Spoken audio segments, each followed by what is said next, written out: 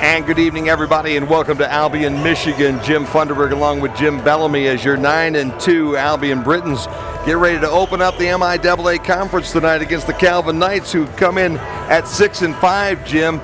But it's a little deceiving when you take a look at that record. Yeah, it's 6-5. You have sometimes a tale of the tape of two different kinds of ball clubs with teams that are either they have a hugely inflated win-loss record and they're kind of paper tigers, or you have a team that looks like they may on the surface be struggling at about 500, and that couldn't be farther from the truth. And I think that's where I'd put the Calvin Knights so far this season. 6-5, as you mentioned, only 3-2 at home, 2-3 away, and 1-0 on a neutral site. But look at the teams they've played recently. You look at the last 6 games they've played. Wisconsin Whitewater, a game they won. Yeah, yes. On the road by 15, and that's a former top-ranked team in Division III basketball.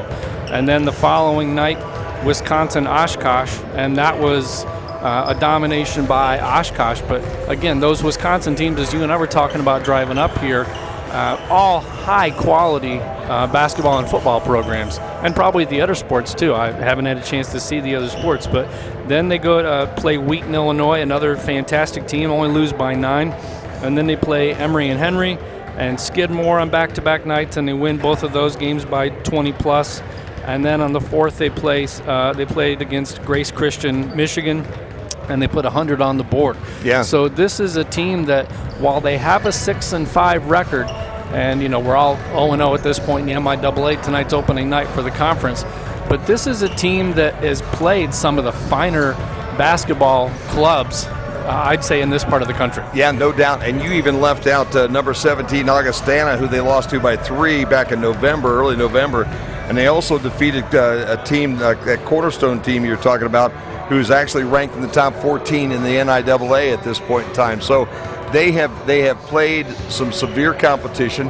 Not to say that the Britons have not done that same thing, because if you go back and you look at the schedule that they've had here early on, I don't think anybody else opened up with Michigan State this year, did they? Nope. That's a safe no right there. But that was, and we even had a chance the Saturday prior to that contest. It was still during football season, to talk to Coach May about that Michigan State exhibition. Really, was what it was. But that was just an incredible learning opportunity for the young men on the floor, for the coaches, for the entire Albion College, just to kind of see, go to, Michigan State, just kind of get immersed in that culture a little bit and see what big-time D1 basketball is all about. And, you can do nothing but gain a lot of positives from going and playing, who at the time was the number 1 team in the country. Entirely, over at the Breslin Center. They lost that game 85-50. They lost the next game to Mount Union, also a very solid basketball team, 71-52. Then they racked up wins over Ohio Wesleyan, over Capital, Earlham, Heidelberg, Rose-Hulman, and DePaul. And then they lost to a very difficult Marietta team, who is rated right now in the top 20 in the D3 basketball, down at the Lexington, Kentucky Don Lane Classic, down at Transylvania College. How's that? We used to love to talk about that one. One against Baldwin Wallace, Otterbein, and then Case Western on Saturday, in a basketball game that was really a heated contest, Jim, all the way through. And as you'll hear in the coach's interview in a little bit, Coach May not happy with the way his basketball team played defense for the entire first half and a large portion of that second half, but were able to turn it on down the stretch and pull out a 74-69 win over the Spartans from Case. And I think for the folks who are tuning in tonight to the webcast, and perhaps this is your first time seeing the Albion College Britons this year under Coach Jody May, that's going to kind of be who they are. They're going to be hot and cold a little bit on defense, but they're a scrappy team, a little bit undersized. They do have some size with Cade Nebling and Quentin Armstrong, but size is definitely a challenge, but they make up for the seemed lack of size with a lot of quickness, a lot of aggressiveness, and you're absolutely right that if they can put a full game of defense together, they're going to be a very tough out. Yeah. And, they won the MIAA postseason tournament last year, got the automatic bid to the NCAAs. And this team has started off better than any other MIAA team as far as overall records go. So they must be doing something right so far this season. And, again, if they can put a full game of defense together, the offense seems to be able to pick each other up. They're scrappy on both sides of the floor, and they don't give you any free lunches, which certainly makes life difficult. And it's going to make life difficult for their MIAA foes. I would think so.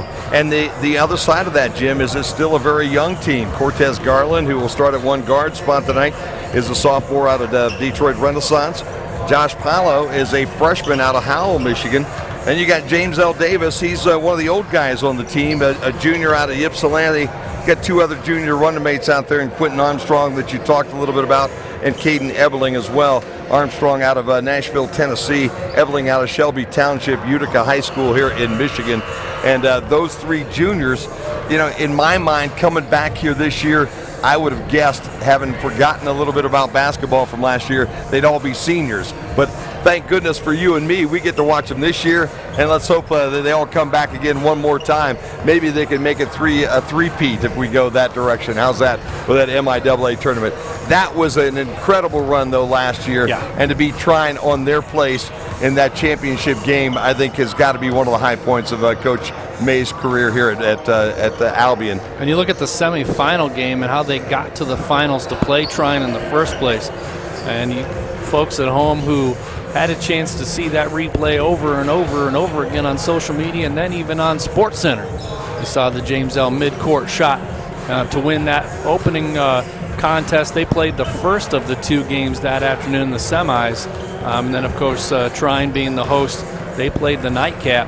But that midcourt shot kind of cemented the legacy, if you will, of James L. And he's continued that on to this season. You described him on the write-up as, kind of calm, cool, and collected. And he may not give you 30 or 40 a game, but you don't need 30 or 40 a game. You have balance. What he gives you is he gives you the confidence, if the game's tight down the stretch, that he is okay. He doesn't need to be asked to take it over and get the big basket or the big stop. He just assumes the role, and he does it very, very well. He did it the other day. He did it the other afternoon. The Britons had a nice, comfortable three-point lead heading down towards those last 28 seconds, and it was done just like James L. Davis has done it so many times since we've seen him. Calm, cool, collected, come on down and knock it down. With that, why don't we take a break here and step away and hear what Coach Jody May has to say about this basketball season so far this year, and also about his thoughts about going into the ball game against a very good Calvin basketball team this evening here at the Kresge Center. The student body is not here tonight, but it's going to be rocking and rolling. And here's Coach May and Bobby Lee as part of the Britons pregame show.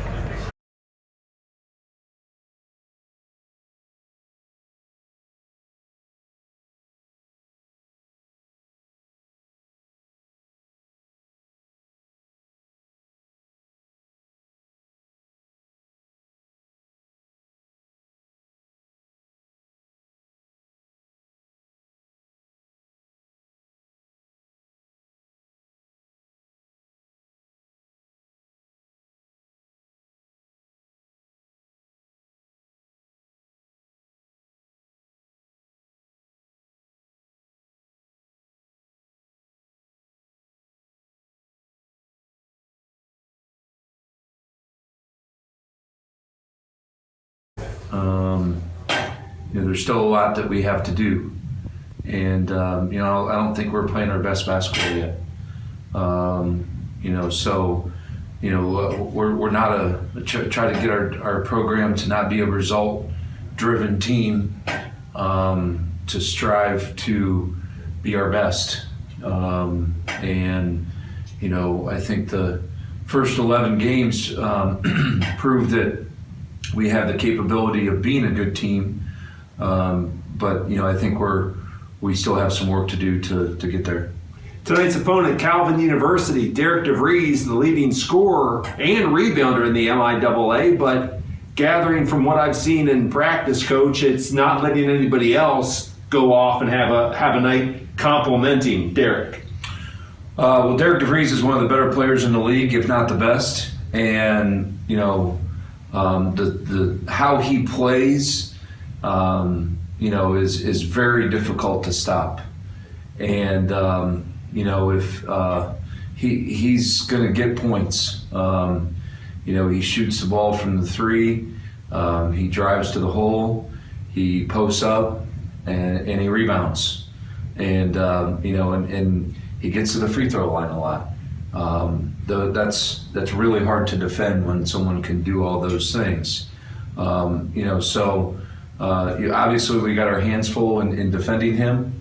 But when Calvin has been successful, they get contributions from one or two of the other guys on the team. And so number one, we have to slow Derek DeVries down. I don't think we're going to stop him, but we got to slow him down. We have to limit his easy points and not send him to the free throw line. But also, we have to pay attention to those other guys because when they have another guy get 20 or 18, another guy gets 15, that's when Calvin is at its best. Speaking of contributions from other guys, let's look back to the Britons last Saturday. You get 15 from Cortez Garland. You get a nice contribution from Juwan Perry off the bench. And, it wasn't the usual suspects for the Britons, and you got those other contributions to get a win. Mm-hmm. Yeah, and, I think that it's a credit goes to Case Western. I thought that they, played a great game and had a very good game plan. But it kind of goes back to what I said earlier. I don't think that for 30 minutes, I didn't think we were really focused and we're doing things the right way. And luckily, Cortez and Juwan played great games that kind of saved us there for 30 minutes. And, then I think James L. and Caden and Quentin started making some plays the last 10 minutes. And, but that was a credit to those guys being ready to play and ready to go when the rest of the team wasn't. But I told her guys, I thought Case Western is a very good team. They were 7-3 for a reason. But that's how I see our league. I think Calvin is a very good team and can beat anybody at any time. I think our league is full of teams who are a lot like Case Western, who are just good, well-coached teams that you have to play for 40 minutes night in and night out, or you're susceptible to getting beat. Albion and Calvin getting set to start MIAA play. Let's send it back to Jim and Jim in the press box. Back here at the Kresge Center, Jim and Jim, and tonight is opening night, as you said, Jim, around the MIAA. Some other interesting contests coming up on this Wednesday night as we take a look around the conference. Obviously, this is one that everybody's going to be watching with Calvin and Albion. Always a good basketball game, but there are other games in other areas, Jimbo. So you have Adrian traveling to Alma to play the Scots tonight. All these are 7:30 p.m. tips. Kalamazoo takes the drive to Indiana to play Trine, and Olivet goes to Hope to play the Flying Dutchman. And it's opening night in the MIAA, and we want to wish all the young men and women best of luck on a successful season. But selfishly, of course, on the Britain Sports Network, we want the Britons to come out on top every time. No doubt about that. We do tend to root at times, although we do try to keep this as equal as possible on a Wednesday night. There's no doubt about that. When you take a look at the coaches' preseason poll, they said the Britons were going to be the number one team in the conference, followed by Trine, Calvin, Hope, Kalamazoo, Alma, Olivet, and Adrian. And the Brits with 7 of the first place votes here for the year. And as you see, everybody's got double zeros at this moment in the standings, but the Britons early on, as you said, Jimbo, leading the pack. Yeah, 2 games up in terms of overall record over Hope. And then you have 4 different squads hovering around that 500 mark. And Trine, the team picked to finish second in the MIAA coaches poll, is down there at 6-5. And again, when you look at the MIAA squads and their out-of-conference games, they don't schedule a whole lot of cupcakes. Nah, they really don't. The MIAA does a fantastic job of scheduling their out-of-conference early season opponents. They always say iron sharpens iron. Yeah. And it's a case where I think it really holds true with pretty much every team in the MIAA that they schedule up. They know some fantastic competition. For tonight, if the Britons are going to be successful, one of the young fellows they're going to have to worry about is Mr. DeVries, because this young guy, Derek DeVries, who is a senior this year, averaging 25 points a game, first team all MIAA selection last year, D3hoops.com, second team all region choice in 2019, and he is the young guy who is fearless, Jimmy, as he will drive the basket. He rebounds. He's the tops in the conference in rebounding and also in scoring right now. So Derek DeVries is a young fellow they're going to have to keep an eyeball on, but he's not the only one. Yeah, and this is an interesting squad, Jim, because when you look at Calvin, of course you have DeVries, and DeVries is the guy who's getting to the line pretty much more than anybody. So you talked about that aggressiveness, 78 attempted free throws in a season. He's knocking down 81% of those. But you also have some other slashers like Thad Szymanski, Alex Boss, and Tony DeWitt, all of whom, and Emmett Warner's also, have all attempted about 20 free throws so far in the season. Szymanski has attempted 31. So, the team's not afraid to drive. Your two primary shooters, if you're looking at who you anticipate taking the most shots, DeVries has attempted 188 field goals so far this season. Not too far behind is Thad Szymanski with 140 field goal attempts. Alex Boss has 103 attempts, and Tony DeWitt has 80. So, who are your shooters? Those four are your shooters.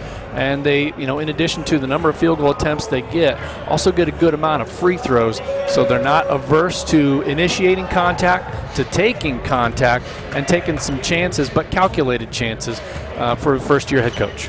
And when you flip the coin for the Calvin Knights, they're going to be looking at Caden Ebling, obviously 18 points per game. Quentin Armstrong at 14 and James L. Davis at 12 points per game as we're getting ready for the starting lineups of the national anthem here on the Britain Sports Network. But again, Caden Ebling got in some foul troubles on Saturday afternoon with Case. Had to sit quite a bit of the first half, had to be careful in the second half, eventually had to leave the game with 5 personal fouls. But there's a young fellow that the Britons really do need to keep on the basketball court. He is their leader this year. Yeah, and it's the drop-off. We talked about the team being relatively undersized. When Ebling being your big guy, if he goes off the floor, it forces some of those younger players to step up, maybe take more minutes on than maybe they're ready for. But, again, how else do you know unless you get in there and you get at it? Teams are lining up right now for the national anthem, so we'll turn it over to the PA announcer here at the Kresge for the national anthem and the introduction of the starting lineup here on the Britain Sports Network.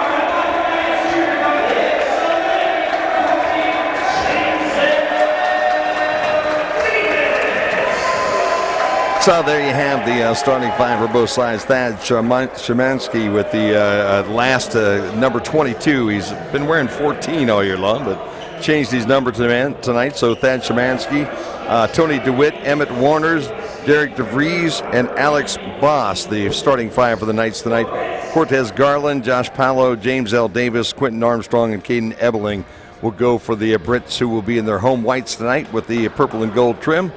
And the Calvin Knights come over in their maroon, gold, and black here this evening. And this should be a very, very fun basketball game, Jimmy. And Jim, to your point about DeVries, 25.2 points a game. Szymanski, 16.5. Alex Boss, 11.5. Both teams only have 3 players averaging in double digits in terms of scoring. So it seems like the obvious answer for success for the Britons is to slow down DeVries. And they'll jump at center circle here as Boss will jump with Caden Ebeling, and the Britons will open up the season with the basketball. Working on the left side here tonight. A decent crowd tonight, but obviously the students not here this evening, so not quite as noisy. In underneath, a nice pass along that baseline, and the first bucket of the night goes to Q. Quentin Armstrong. Got himself under the basket. Good job with a heads-up pass right there. Armstrong got a strong spot. Nearly got a poke away on defense, but good first possession for the Brits. Garland playing some really tough defense, and the Brits, I think, got a wake-up call the other day, and we'll see whether coach got their attention in practice this week. Good almost strip there by Quentin Armstrong. Clock down to 5 to shoot. DeVries will take it, and the senior says, hey, who needs more than about 3 seconds to knock down a triple to make it 3-2 here in the Kresge this evening? And sometimes when you have 3 seconds on the shot clock, you panic. DeVries, not one of those guys, Jim. James L. working hard against Tony DeWitt. Into the lane. Nice, soft, little friendly jumper. Bounces around the iron and falls down. It's 4-3 now. Britons 2 for 2 on the night. I think the Britons will trade 3s for 2s because you and I both know 3s do not drop that often. Both these teams not really a big three-point shooting teams. They like to do exactly what Mr. Boss is doing right there as he works hard against Ebeling off the glass and makes it a 5-4 game. And Ebeling, just to your point, Jim, about foul trouble the other day, maybe a little cautious and a little timid on defense, not wanting to body up as much to get that unnecessary first whistle. Ebeling has a step to the free throw line and a perfect jump shot, makes it 6-5. And a smooth stroke right there for Ebeling. So if you're not going to step out on him, that's probably about a 70-80% shot every time right there. Don't know whether his guy lost him or what happened, but Caden had the ability to take a step and a bounce and knock it on down in. Cortez Garland pulls down the missed shot, and the Britons have an opportunity now to open up this lead just a little bit. Is that James the first miss, Jim? With the heads up. Yeah, that was the first miss, and the Brits stay perfect. As James L. has his first bucket of the night. Actually, I think that's 2 for him. That could be 2. Has that soft floater. Both of them hit the rim and softly cradle in. So talk about a shooter's touch. Got to have that shooter's touch around here. Ball gets bounced around. Rebound comes off of the putback a little too strong. Cortez Garland is the young guy with it. He's going to go end-to-end reverse layup. No. Tip by Ebeling. No good. Boss comes off of the rebound for Calvin. Trying to draw that foul on DeVries right there too, but DeVries knows how to step away just enough. Kick comes outside the Boss. They'll get back to DeVries straight up. He's got Ebeling on him. Tries to pull up at the free throw line and leaves it just a little short this time, and the Q pulls it down for the rebound. That's going to be a fun matchup to watch today, Jim. Lob goes to Ebeling underneath and a nice little left-hand lay-in. And I'll tell you what, the freshman's kind of fit right in here. Josh Paolo with that nice little assist, that lob pass that was exactly where it needed to be. And Caleb had nothing but easy times, and that's his 4th point here of the evening as well. So Ebeling now with 2. He's with 4. They haven't updated that, and 4 for James L. as well. Britons on top 10-5 here early on with the first time out of the night. Surprised you see DeVries guarding around the 3-point line. Body type and size, you figure he'd be a guy who wouldn't mind mixing it up in the paint. So we want to see if they might make that switch at some point, Calvin, and put DeVries on the low block as well. But has a lot of good lateral quickness, so he's a good guard at any position pretty much on the floor. Very valuable player to have. Britons are 5 for 6 from the floor right now. Calvin at 2 for 6. They're 1 for 2 from distance here this evening. Britons with that 5-point lead, 10-5 here, just underway at the Kresge. Calvin will bring the basketball into the front court. Garland with the pickup right there. Ball goes over to Warners, who's got Paolo on him. Near 5-second call right there. Britons are playing some inspired defense early. Boss has Ebling. Now they flip-flop. DeVries with Ebling. Kick it up to the top. Boss with a show and go down the lane. Ooh, nice job. Almost got that extra step in, but he got the bounce and the lay-in. It's 10-7. Yeah, he made the most of the 2 feet he was allowed right there because he planted, hopped, planted. But it was legal. He was 1 hop away from having that ball turned over as Garland from 5 knocks it in the lane. 12-7. That's a lot of heads-up patience right there by the sophomore, Jim. You get erratic when you run like that, chasing down that loose ball and still able to stop. Soft touch. Nice basket. DeVries now with Quentin Armstrong on him. The switching defense tonight for the Britons is DeVries going to get several different looks and several different faces. Swing goes out top. 3-point shot will be off the mark. Quentin Armstrong with a rebound. James L. Davis in the front court. Body bump. A little whistle, and the first foul of the night will go against Tony DeWitt. And James L. knocked that down just to keep a little heat check there after the bump. Yeah, just in case the continuation was a little more liberal tonight. But no continuation. This is not the association. This is the MIAA. Nate Minderhound in the ball game now for Calvin, the first substitution of the night for the Knights. Kick goes down the low block and across out top front. Cortez dribbles, puts it up in the air, whistle underneath, and I think Quentin Armstrong got wrapped up underneath by the young man we just introduced, Minderhound. Yeah, and had the arm right there, and that was a good call by the official. Armstrong going up strong for the board right there. Minderhound had the elbow and held him back. 2 team fouls now against the Knights. Inbounds pass goes to Eberling to James L. James L. pulls up and misses his first shot of the night, and the rebound comes off to Thad Szymanski. Had to double clutch that shot too, not necessarily a strength. You want to see him go up strong first stroke and be able to knock that down almost every time as we get a walk going the other way. Szymanski was trying to work around DeVries, getting where he wanted, but he had 2 pesky Britons waiting to pick him up as he came around the corner. And the turnover gives the ball back to the Britons with a 12-7 lead. Checking real quick here. Rebound so far, Britons lead 3-2. No fast break points. Both these teams playing some pretty good basketball, getting back. 6 points in the paint, though, for the Britons compared to 2 for Calvin. Cortez over to James L. James L with the move down the lane. Sets up, gets a double team. Back outside, and the first jump shot of the evening for Justin McAbee, who checked in on the dead ball, is a 3-point shot, and it's 15-7. Whistle on the other end of the reach end. M.L. Barnes, I believe, is the young fellow that picked up the foul as the Britons substitute in Barnes, and they also bring in McAbee. And that'll be the first team foul of the night for the Britons. DeVries inbounds underneath his bucket. It into Boss and back to DeVries. So far, DeVries has been kind of quiet here early. He's got that 1 3-point shot that he hit to start everything. Between his legs, tries to break the double team down the lane. Looking for a foul, but he was out of control, so I think they just let it play. James L. with the tip to himself, and the rebound of the Britons back on the other end with the basketball. 15-7 Brits. Garland for the jumper for 3, spins in, spins out. Rebound comes out to the Calvin Knights. It was Warner's with the rebound and Warner with the save. McAbee tries to get it, but DeVries ends up with it. Game getting a little out of control for both teams right now. Good drive right there. That's the way to settle things down. Szymanski with the cut down the lane and a nice little bounce pass for the easy lay-in makes it 15-9. I want to remind folks at home who are watching to shoot us an email at webcast@albion.edu. Let us know where you're watching, who you're rooting for, Brits, and we'll be sure to say hi to you on the air. Britons tried to get it down to Ebeling, who got the double team on the low block, and they bring it back outside. Caleb comes back outside, leaves the three-pointer just a little bit short, and Szymanski pulls down the rebound. Knocked down the last one from about that distance. Maybe one more step in. Has almost got a moving screen up top on Calvin.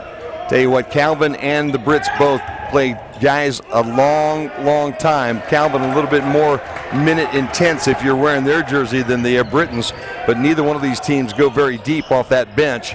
Maccabee saves it. Garland into the lane, then kicks back out. James L. gets his guy in the air. Fadeaway jumper, yes sir. James L. Davis now leads everybody with 6. Coach May trying to call timeout. Officials didn't see him before the inbound right there. I think he sees the team is playing a little bit out of control right now, but they're knocking down the shot, so it's okay. Warners gives the ball up to Boss. Boss into the lane, puts up the jump shot. He'll draw the first foul of the night on Caden Ebeling as he hits the floor at the Kresge, and he'll go to the free throw line to shoot the first two free throws of the night as well. And one of the things that you and I talked about a little bit before we went on the air is Caden Ebeling this year just playing with a wrap on the right knee as opposed to the bulkier brace that we saw him with all of last season. First one goes up and goes in. A couple of substitutions on both sides. Katchke is number 30 that comes into the lineup along with Tony DeWitt for the Calvin Knights. For the Britons, you have Palo, you have Perry, and Armstrong checks back in, so 3 subs. Juwan Perry's been having a pretty good season as well, as both free throws go down to cut it to 6 here. 17-11 with 12.5 to play in the opening half. Very evenly matched ball game so far, and you can see how that 6-5 record for the Knights just really doesn't mean anything. I'll tell you what, Quentin Armstrong just absolutely left 2 defenders standing on the baseline wondering where he went on that lay-in. And what a difference a year makes. You had told me, Jim, about some of the changes you had seen from Armstrong in the game you came up and watched recently. Dropped a little weight, gained a little bit of quickness, and boy, that quick first step was on display. He would not have made that move last year, Jim. Down some distance shots like that, because we got a lot of contact here. Probably could have been called on the first shot. Instead, they get it on the rebound. Alex Boss was the first guy that hit the floor. But what that tells me, Jim, is you see that much contact going on in the basket. That means you have that many Britons attacking the rim for defensive rebounds. If I'm Coach May, unless it's just a completely uncharacteristic, out-of-control foul, I'm taking that all day long because that means my guys are crashing the boards. Szymanski will sit. LeDuc will come in for the Calvin basketball team. Armstrong playing a little defense at the top of the arc. All 5 guys wearing white jerseys right now, Jim. Whoever those 5 are playing some very quick and very inspired defense. Perry was all over Boss, and we got a whistle and a foul, I believe, on Maccabee on the reach. Yeah, 44. That'll be 3 now on the team. First on Maccabee tonight. But, Jimmy, this is the defense that Coach was wanting them to play the other day. This was the defense that they played down the stretch against Casey the other day as the Britons bring Devin Holmes off the bench here for Maccabee. Obviously, message received by the young men, too. Yeah, no doubt about that. He got their attention. We'll talk to him about it at the end of the ball game tonight. We'll have the coach with us after the game. Good to have you with us. We're going to be doing a lot of Wednesday basketball here on the Britain Sports Network this year. Wednesday nights from now to the end of the season, we're going to be with you. So put it down on your calendar and be part of the action here on the Britain's Sports Network. Man, the speed on this floor for Coach May's squad, Jim. DeVries puts it on the floor, has it knocked away by M.J. Barnes, and then a whistle after the play, and that one will go against the Albion. Brits. Yep, that's Palo on the foul. But again, I'm taking, they add up, and there's 5 against the Brits right now, but I'm taking those fouls because your guys are working hard down there, Jim. And the fouls ebb and flow. So the ones that go against you now are going to go against the other team at some point too. DeVries gets his first breather here tonight as Emmett Warners comes back in, inbounds that basketball. Warner's now with the ball, cut off of the baseline. Back out to Boss. Boss drives, right hand, nicely off the glass and in. I was just going to say, Jim, who's the scorer now that DeVries is out there? Boss answers my question, at least for one possession. Took that possession over and laid it in. He has been that number 2 guy for this basketball team this year. And you saw him step right up and make that shot. Devin Holmes with the shot that's no good. Armstrong and a whistle afterwards as Armstrong gets his first foul of the night. Bad shot on that possession. I think coach is letting Devin Holmes know that was a rushed shot. He only had one guy under the glass to get a potential rebound, and that guy committed a foul. So 6 team fouls now for the Brits. 9-point lead, but again, one more and they're in the bonus the rest of the half are the Knights. McAbee and Davis are leading everybody with 6 points each for the Brits. Alex Boss with 8 on the other side for Calvin. And this one goes off of the Calvin Knights and out of bounds. That was Alex Boss that was the last to touch that one. And the Britons will bring James L. Davis and Cortez Garland back in the ball game quickly as Barnes will sit down. I want to say hi to Bill Denny in Bluffton, Indiana, rooting for his son Cam. Cam Denny played for Calvin, graduated in 2017. He's tuning in just a little bit south of Fort Wayne, an area we know pretty well. Good to have you along here tonight. Hopefully we'll bring you home a winner tonight in the opening night of the MIAAs here this evening. Also, Dick Ritter, class of 66, watching from Venice, Florida. Oh, to be in Venice, Florida right now. I think I'd rather be here right now as James Zell knocks one down from deep. 25-13 now, the Brits with their biggest lead of the evening. You know what? I'm with you on that. Yeah, you know? I'm with you on that. I'd like to be down in Florida, but I'll tell you, there's something about being at the Kresge on a Wednesday night. And this place is jumping pretty good. We got some students to the right right now. Class isn't even back in session, but the gyms are rocking, and that's a good thing. The turnover gives the basketball back to the Britons here. So far tonight, Boss with 8 points, DeVries with 3. You know what? That's the first turnover of the night for either one of these two basketball teams, Jim. That's how good of an opening first half we've had, the first 10 minutes plus. Had some great defense. Had some fouls, but just a good ball game so far as James L. Wild on that one. The GPS was off on that one just a smidge there as DeVries checks back into the ball game here for the Calvin Knights. Brits cut the driver off.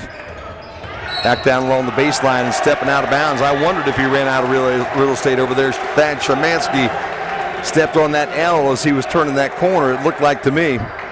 And Jim, even at the end of that possession, after they'd called him out of bounds, James L. didn't give up on defense on that. He followed his guy to the bucket and still blocked that shot that wouldn't have counted as well. So you talk about a team dialed in on defense that got the message from Coach May after the last game against Case Western.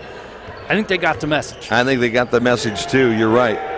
James L. with 2 rebounds to go along with his 6 points here this evening as well. Whoa. We got some serious wrestling going on down along the baseline there as if that is an elbow, I mean, there's no instant replay here, but I imagine if there was, if player safety being what it is, any elbow to the head like that, if that's what he took, that foul could change very quickly. Evan Warner, I'm sure, is going to tell you that he didn't know Caden Ebling was back there when he threw that elbow, but he sure landed that elbow pretty well.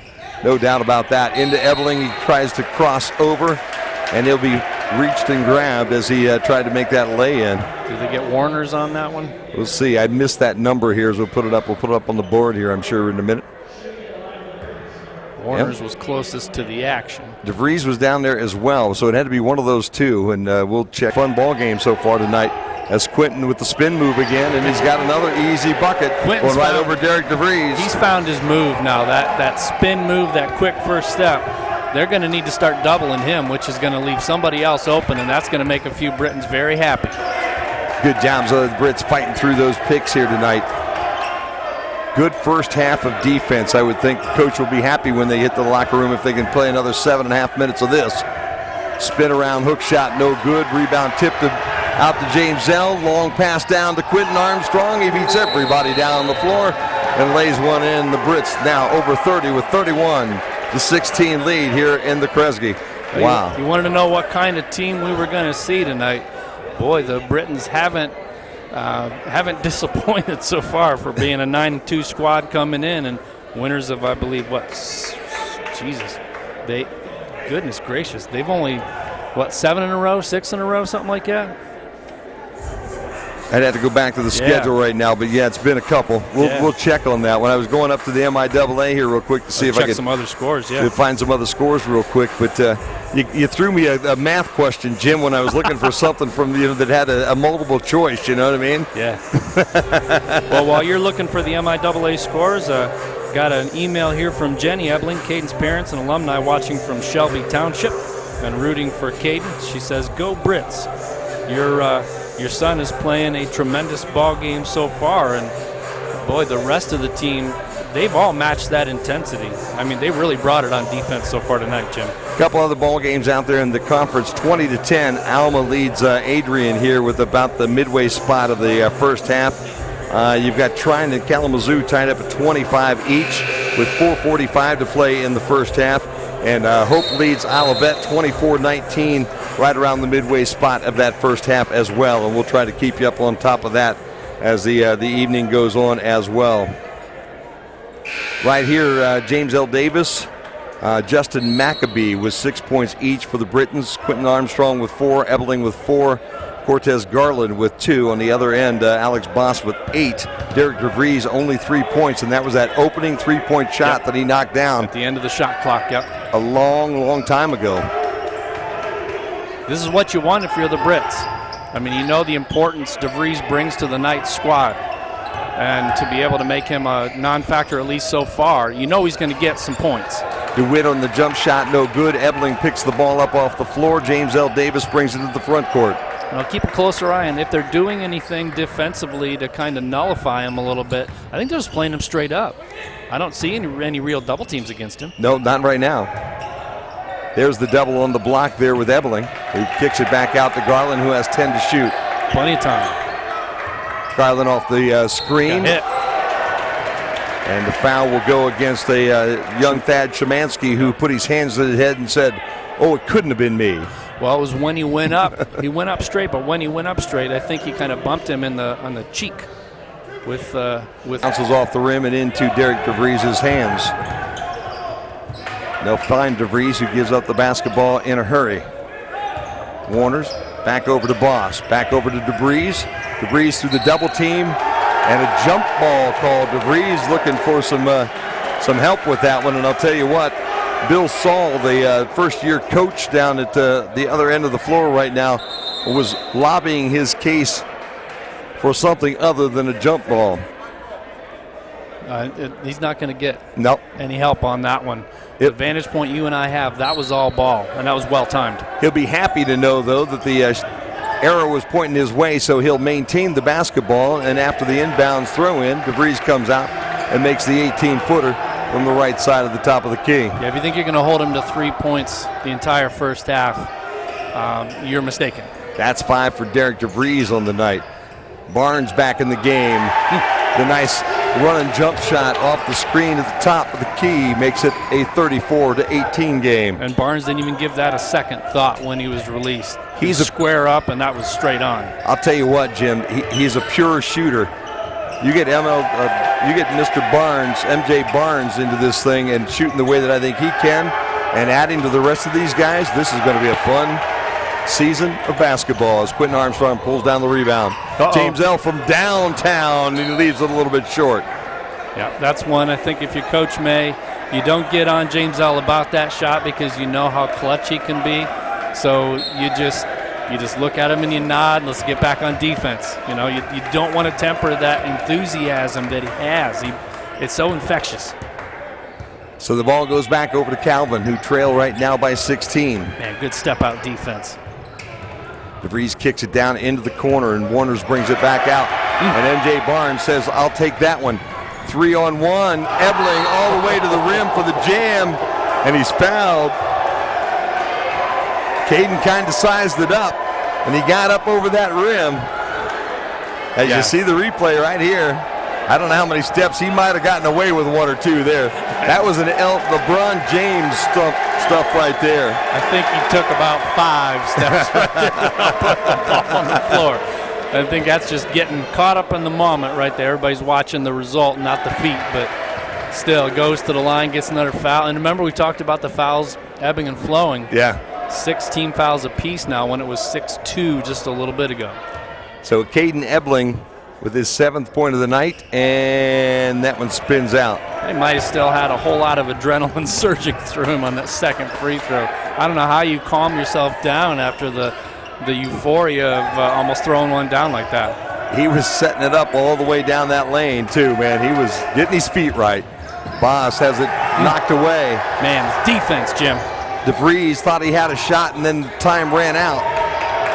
Open Into the three. corner for a wide open three will come off the front iron. And a nice job by Emmett Warners to pull that one back up. Shoots, no good. Ebeling comes down with a rebound.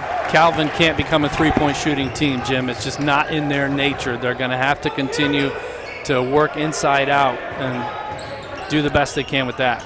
Armstrong had the double team, so he kicks it out to Garland. To Barnes in the corner, no good, but Quinton pulls down the rebound. Reset, there's no rush. James L. has a hand hit, and I'll tell you, the Calvin player not real happy about that, but you could hear the slap up here through the headsets, actually. Tony DeWitt on the foul right there. The senior got a little bit of the arm as James L. goes to the line for two, and now that puts the Brits in the bonus the rest of the half, 17 fouls. DeWitt with his first foul here of the evening. As Leaves the that first free throw a little short there, Jim. He needs to back up, I think, about 6 feet, and then try it. Devin Holmes will check in for Quinton Armstrong. And James L. will try to work up his rhythm there a little bit more, and he'll hit 1 out of 2. Britton's going to bring Juwan Perry back in, and James L. will take a seat. For James L. now, he leads all scorers with 9. And it's a young man who expects a lot out of himself. He does. So, Coach May is going to coach him up, and he's going to coach all these young men up. But there's a guy who expects a lot out of himself, too. You see him slapping his hands after that made free throw because of the missed free throw. DeVries can't get around Holmes on the baseline, so he's got to kick it back out front. Back to Derek DeVries. Spin. Now the double team comes, and he gives the ball up.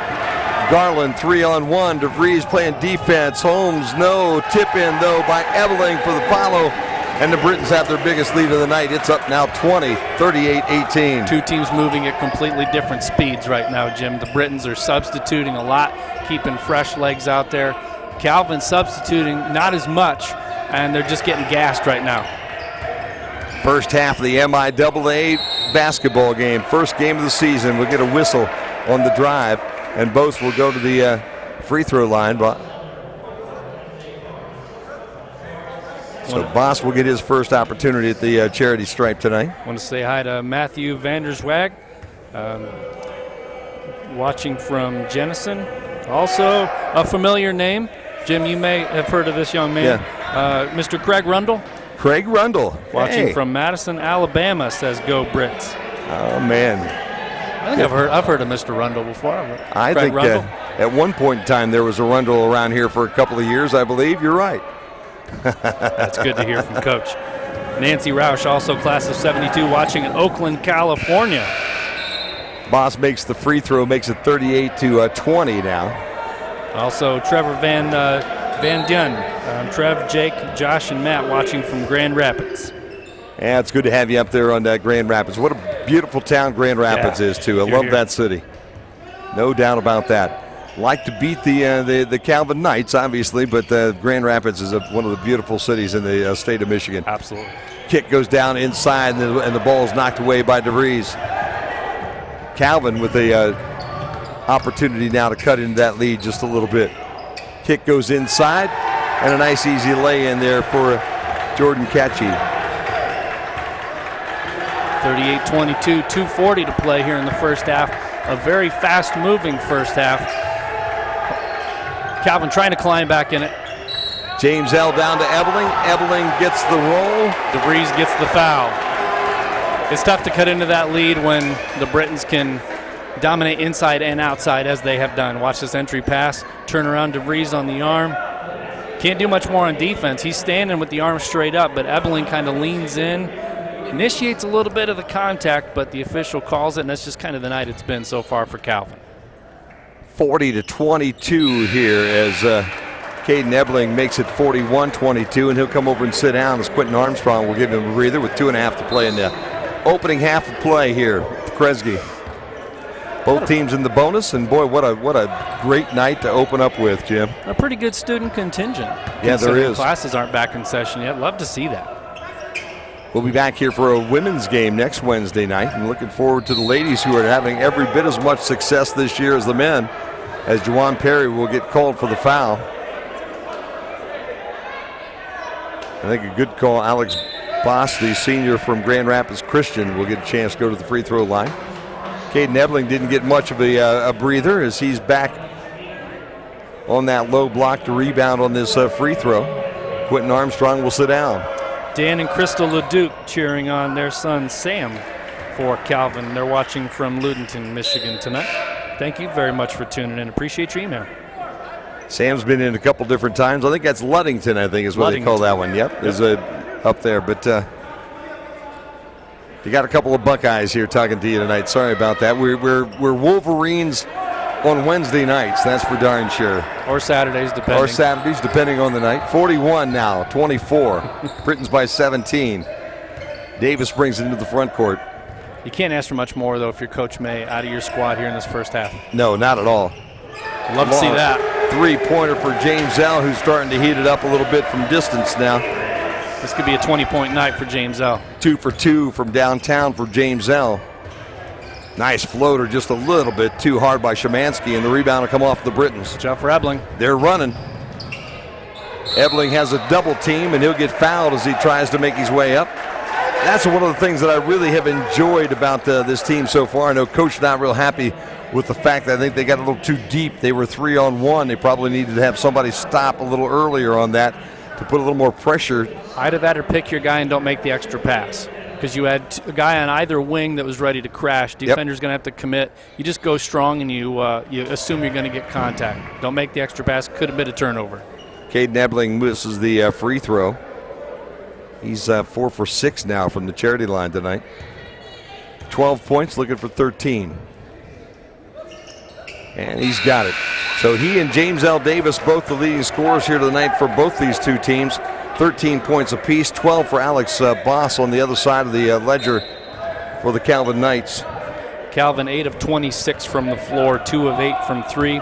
They've made all their free throws so far tonight, but they've turned it over 6 times. Britons have not committed a turnover yet. Britton's playing just a little bit of defense. Josh Paolo, the freshman that we've been waiting to see here all year long. And I'll tell you what, just like that, if that three-point shot starts to fall down for Alex Boss, this could be an interesting ball game in the second half. Ebling looking for the contact, puts it up a little too hard. Ooh. But I'll tell you what, right there to pick it back up and put it back in is Devin Holmes. And we do have a Calvin Knight on the floor. Emmett Warner's the young fellow that took the contact. And when body meets floor, floor always wins that one, unfortunately. It's good to see the young man back up, because that was a loud thud even from way up here, Jim. Don't like to see that. See, these young men are giving it their all, though. They're selling out for loose balls, rebounds, shot block opportunities. So, the score is a 20-point deficit for Calvin, but you wouldn't know it by seeing the amount of determination these young men have tonight. No doubt about that. Devin Holmes, also the guy that put kind of the hurt on him down there. Holmes is built like a defensive end, like a D3 defensive end. Good, solid young man. Juan Perry. Offensive foul. Oh, look at that. It's going to go the opposite way. Perry thought he was going to get called for the reach-in. Instead, that right arm basically is going to get the foul call on the young fellow there from Calvin. Wow. So that was 45 seconds and counting in the first half, and 47-27. It's been all Brits so far. Britton's off to a really good start here tonight as Perry kicks it back out to James L., and it's going to go into the front court, and that's going to cause the over and back violation and give the ball back to Calvin here with 32 ticks. And James L., fortunate that he did not do what he had intimated he was going to do when he got close to that ball. Reared that leg back like he was going to soccer-style kick it into the ceiling, but instead just kind of tapped it and gave it back to the official right there. Halftime, we'll look around the conference and take a look at both the men's and the women's scores from the MIAA here tonight. Even the inbounds are very well guarded by the Brits. Well, again, the other day, Saturday afternoon against Case Western, that first half was lackadaisical for the Britons, and they pretty much left a ball game out on the floor in that first half that coach wasn't real happy with. Brought him in, talked to him, opened up the second half about as slow as the first half, and then they put it all together as James L. takes the long three-pointer, tipped back up, and good by Juwan Perry. What a finish to the first half. What a finish. Is going to end it here as the long shot from midcourt will be short. And the Britons will take a 49-27 lead into the intermission here on the Britain Sports Network. Wow, I'll tell you what. If you'd have told me that either one of these two teams were going to be up by 22 at the break, Jim, I probably would have said, I don't think so. I probably would have said something other than that, but I'm on the air right now, so I can't actually say that. But hard to imagine that the Albion basketball team up by 22 here at halftime, but they played a whale of a first half of basketball. And in the second half, you're going to get a strong run by Calvin. So you look at a 22-point deficit against a team that's only scored 27, you think, there's no shot Calvin's coming back in the second half. But you and I know better. Yeah, no doubt about that. This is just night one of the MIAA conference schedule, and this is a very good 6-5 Calvin Knights team. Don't look at that record, folks. Trust us. This is a very good team, and it's going to be an entertaining second half. Well, here's the first point that we can talk about, Jimmy. The Britons are shooting 56% from the floor right now, 18 of 32 compared to 32% for Calvin, 9 of 28, and you don't expect that's going to last that way.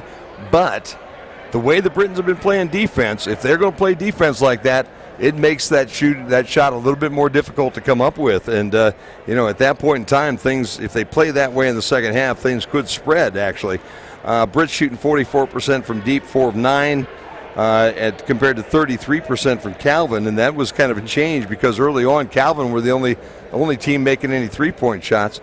6 of 6 from the free throw line for the Knights tonight, 7 from 11 for the Britons tonight. Turnovers again, 7 turnovers for the Calvin Knights here in that first half. Brits did not turn that basketball over in the first half. And points off of turnovers, 11 of them, Jim. They got out, and they like to run up and down that floor, don't they? Yeah, and it's not a whole lot of fast break points, but both teams have done a good job of kind of getting back on defense. You see only 4 total fast break points, all 4 of those for the Brits. Credit to both teams in terms of speed on defense, but I want to go back for just a second to touch on something that you said. The 22-point deficit at the half. If your shooting starts to go a little cold, and teams will go hot and cold, nobody's on fire all night. It just doesn't happen.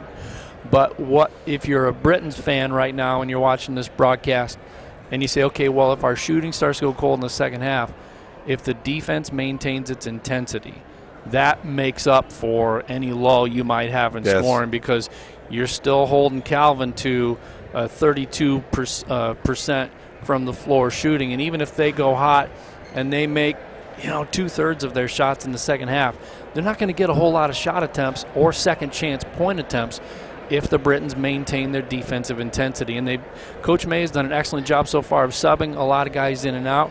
A lot of players have logged minutes so far, and it's for them to get fresh legs throughout, keep the speed and the intensity up so that if they need to lean on, say, 5 or 6 guys in the second half as opposed to 8 or 9, they'll be fresh, and they'll be able to give you that effort the entire second half. Britons with 13 assists tonight, Jim, on 32 shots on 18 makes. So 13 assists on 18 makes tonight. Pretty good. Something the coach is going to be really happy about. Bench points, to your point about bringing other people in. 10 points coming off the Britons bench here tonight compared to 2 points so far for the Calvin Knights. Team fouls, you might think that it's a little more lopsided than what it is. 10 team fouls for the Calvin Knights so far tonight. 8 for the Britons in that first half. And points in the paint, Jimmy, 20 points in the paint for the Britons compared to 10 for the Calvin Knights. Wow. You look at the 2 things that are determining what the halftime score is. 11 points off turnovers to 0. Yep. And 20 points in the paint compared to 10. That's plus 21. That's basically your halftime deficit right there. It really is. There's no doubt about that as the Britons on top right now in this ball game. Guys, they just lost it on the scoreboard up here for me. So 45-27, I believe, is the score here at halftime. 49-27. 49-27. 47-27 is what he's got up here. Okay. The scoreboard went blank on me all of a sudden here at they keep changing just as I was about to say that, I looked up and the number has gone away all of a sudden on me. Let's look at some individual stats, Jimmy, if you'd like to. Thank you very much. For the Britons, James L. Davis and Caden Ebeling lead the team with 13 points apiece. Ebeling got half of his on free throws. He's 5 of 7 from the charity stripe. Quentin Armstrong has played an excellent first half. 4 for 4 from the floor and 6 rebounds, 8 points for the game. Maccabee has 6. He's played an excellent first half as well, 2 of 2 from the floor, both of those being threes. 3 points for Cortez Garland, 2 points apiece for MJ Barnes and Devin Holmes.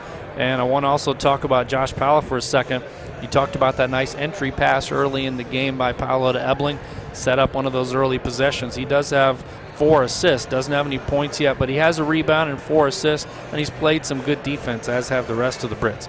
For the Calvin Knights, Alex Boss is the only player in double figures with 15 points, 6 of those coming from the charity stripe. He does have 1 3-point make. DeVries, the team's leading scorer, 25 a game, only has 5 points so far in the first half. He's kind of been a non-factor. You know, sometimes it's just not your night, but the thing to remember if you're a Calvin Knights fan is there's a lot of basketball left to be played tonight. Oh, there's sometimes you just you hit that switch going into the second half where you know you need to pick it up and you need to carry that team a little bit more. So look for DeVries to get his in the second half. Only 2 makes, one of those being a 3 to beat the shot clock early in the game. 3 points for Tony DeWitt, 2 points apiece for Thad Szymanski and for Jordan as well.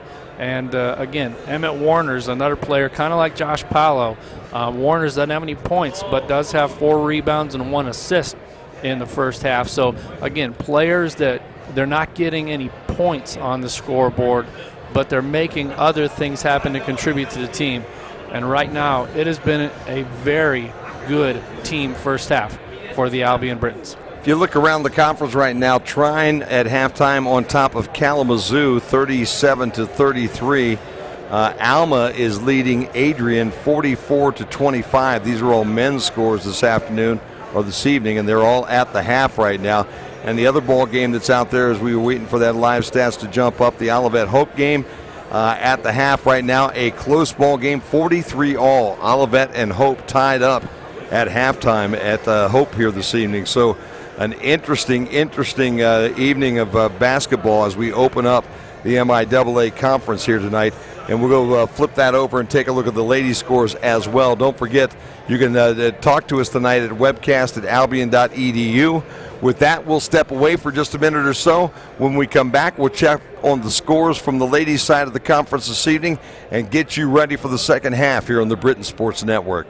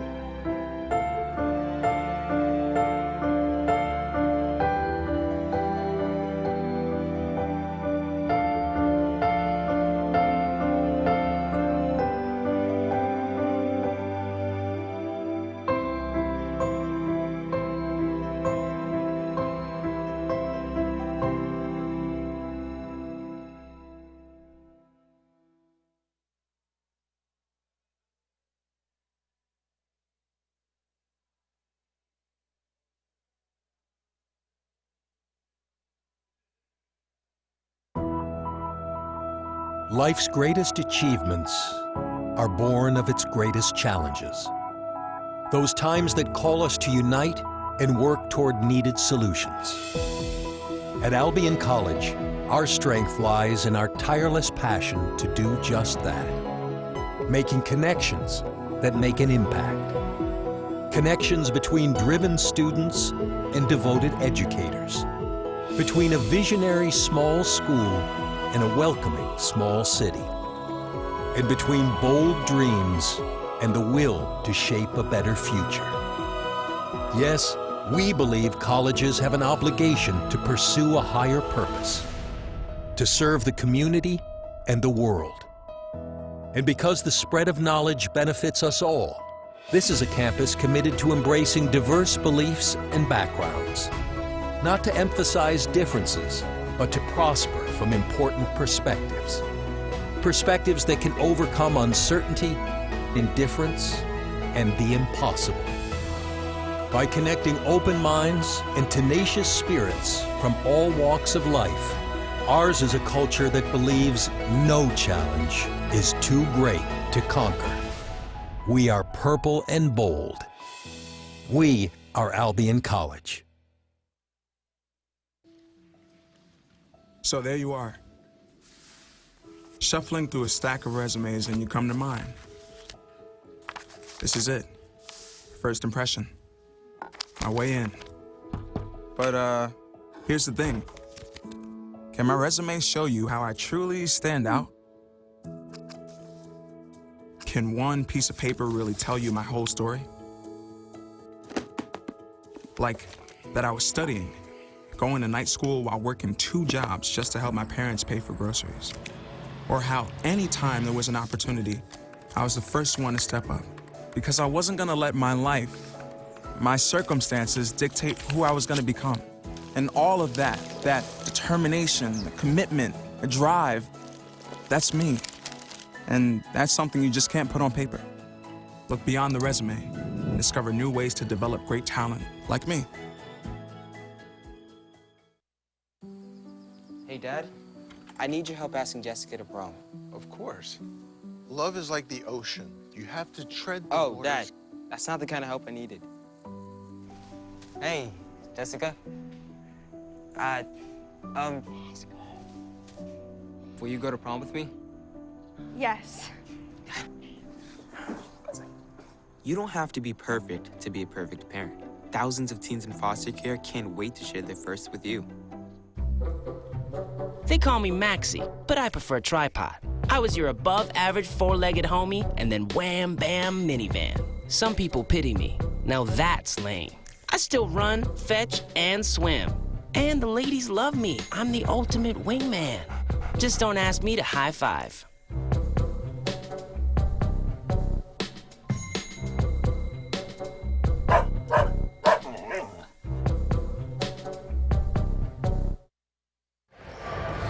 Back here at the Kresge Gym and Gym on the opening night of the MIAA and the opening night for the Britain Sports Network tonight. And we'll let you know that the Lady Britons are ahead 26-23 at the half at Adrian here tonight. And to give you just a little bit of a feel for that one, the Brits, but neither team really is shooting all that well. Lady Brits only shooting 26% tonight, Jim. 8 of 31 from the floor. Adrian at 8 of 21, 38% here. Brits only 1 for 7 from behind the arc and 9 for 12 from the free throw line. Welker and Burness with 8 points each. Wishmeyer and Hinton with 5 each, and no other Britons have scored yet here this evening, so they're going to have to get something going with the rest of that bench tonight. Yeah, you look at Rain Hinton with that 5 points, and you know she's due for a second half explosion. I think DeVries could be. You could say the same for DeVries here, for Calvin that held the 5. Both players held the 5 points in the first half, uncharacteristic of both of them. Very important to their collective squads. So you look for a strong second half from Rain, and you certainly wish Coach Carden and the Britain ladies all the success on the road at Adrian tonight. Other games in the conference on the ladies' side of the ledger tonight. Hope leads Kalamazoo 44-18 at Kazoo. Let's see, Alma is trailing Calvin at the half 32-24. And we have one final in the books already. Tryon beats Olivet today 79-40 on the ladies' side of the MIAA opening night here in conference. Jim, Albion Area Lifelong Learners, an institute for adult learning in cooperation with Albion College, will hold its 2020 Winter Assembly on tomorrow, January 9th at 10 a.m. at Tennant Hall at the First United Methodist Church. This free event will feature Marcy Sachs, the Julian S. Ramelkamp Professor of History at Albion College. Her talk is entitled, "There is Nothing Like Having a Slave, White Union Soldiers' Attitudes About Race During the American Civil War." Again, that's tomorrow the 9th at 10 a.m. at Tennant Hall. Both teams out here getting warmed up for the second half of basketball, and it should be a really good game here in the second half. The Britons with a nice 49-27 lead. Jimmy, you had that right. It was wrong on our score sheet up here. Still have it at 47-27, but at the same time, I'm still at 52 seconds left to go in the first half here with my update, so my computer has frozen there in time a little bit. Yeah, you had James L. with that 3, and that's I was even kind of tapping you on the shoulder. Yeah. You know, even with a 20-point lead, you have crunch time. You have a half or a game. Guess who has the ball? And he's bringing it up, and he's thinking, I'm going to put the dagger in this one. But shot went astray, but a good putback, I believe, by Jawan Perry. Yes. 22, the last play of the first half. Then the the out-of-bounds play came to Calvin, and they got it inbounds, but weren't able to get a shot attempt up before the first half buzzer sounded. And, again, I just can't say enough about the speed and the tenacity and the communication on defense for the Britons so far. Both teams have played pretty stout on defense, but, boy, this is just an intense Albion College Britons bunch on defense tonight. I'm loving it. And maybe I've lost my live stats entirely here right now, Jimmy. Can't get hooked up past 47-27, so we'll keep working on that one tonight. And you'll have to pay a little more attention to that one as the night goes on here. Same here. 49-27, Britons will inbounds. Caden Ebling will be the young fellow that will do the honors here for the Brits. It'll be Armstrong, Davis, Paulo, and Garland, the starting five, back out on the floor for the Britons. And again on the other side, Thad Szymanski, Tony DeWitt, Emmett Warners, Derek DeVries, and Alex Boss for the Calvin Knights. Oh, goodness. Ebling all by himself. You wanted him to dunk it. You just leave him wide open. Doesn't get much easier than that. I don't know what happened, whether Derek DeVries lost his man for a second. He was the closest guy to Caden Ebling, who just rammed that one home. And sometimes the easiest thing to do, this is going to sound silly to say it, but sometimes the easiest thing to do for a defender is lose a guy who stands still. Szymanski goes to the hole. You're right. You're constantly moving, thinking, well, where'd my guy go? And he just stands still, and all of a sudden he's wide open. Both teams with easy buckets here to open up this second half of basketball here from the Kresge. Garland drives, comes up a little short. Evelyn keeps it alive. James L keeps it going too, but Derek DeVries is the young man that comes up with the basketball eventually. But no fast break opportunity. Boss dishes off to Szymanski, who misses the dead-on lay-in. And the Britons come up with the basketball. Things a little out of control for both teams on that series. Yep. No fouls, though, no turnovers, and another easy look. Goodness gracious. I'll tell you what, the Brits taking advantage of that double team as Cortez Garland comes down that baseline. They double up Quentin Armstrong, and Armstrong goes right through both arms, finds Garland coming down the baseline for the easy lay-in. So you know what the halftime adjustment was for Calvin. Yeah, trying to double team and leave somebody open on the backside, which is not a good situation. And you had a player come up injured, contact with the bench, Tony DeWitt, yeah. DeWitt missed the shot and then kind of twisted an ankle. Hit that bleacher, too, I think in frustration. Moss was looking for a foul, didn't get one. James L puts on the brakes and then the ups for the bucket. And he slows down the inbounds pass. 55-29, 2 minutes into the second half, and the Britons keeping up this torrid defensive pace. Boss from downtown for three, no good. Armstrong with the pull-in. And DeWitt trying to box his guy out and square up for a defensive rebound. Just can't put much weight on that one ankle, Jim. James L shoots over DeWitt. That's a tough ask for DeWitt with a bad ankle right there to guard one of the quickest and shiftiest players in the MIAA. And I think Coach Bill Saul thought that same thing. He called a timeout, brings his team back over, and I'm not sure whether DeWitt's going to be with them when they come back out on the floor, because he did. Kind of got that's the one bad thing. The other day we saw that against Case, where MJ Barnes went about 3 rows up into the bleachers on the other side of the gym, okay? And he did it in one big hop, and he landed up over top of it, and I said, if that was me, the paramedics would be in here trying to put all the pieces back together. Somehow he stuck the landing on row number 3 and came out unharmed. There's an MCL, a PCL, and an ACL, and there might even be an LCL, all those different ligaments. Yeah. We would invent new ligaments to destroy by jumping. Oh, man. And he did it so gracefully going into that third level. And that's the nice thing about being a young man nowadays, you know, as the Brits up double now, 58-29. Want to take a moment to say hi to some folks watching. We have the Ketchy family watching from Grand Rapids. Harrison, Emmett, and Isaiah are watching their cousin Jordan. They are rooting for the Calvin Knights tonight. Also, Rick Palmer shoots us an email. He's a 2006 basketball alum and wants us to mention that next Saturday, immediately following the Kalamazoo Albion game at 3 o'clock, the first annual Mike Turner Classic will be taking place in the Kresge. So look for more information on that, probably on GoBrits.com. And Tony DeWitt did not come in off that bench here, as he will sit down for a period of time. And they substitute in for him.